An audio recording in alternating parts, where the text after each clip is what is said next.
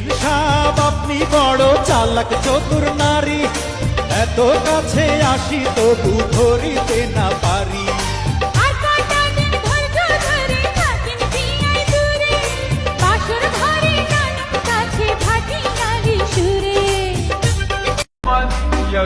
আমাকে হারানো ব্যক্তিরা সবসময় আফসোস করে, কারণ আমি ফোন থেকে না, সোজা মন থেকে ব্লক করে দিই।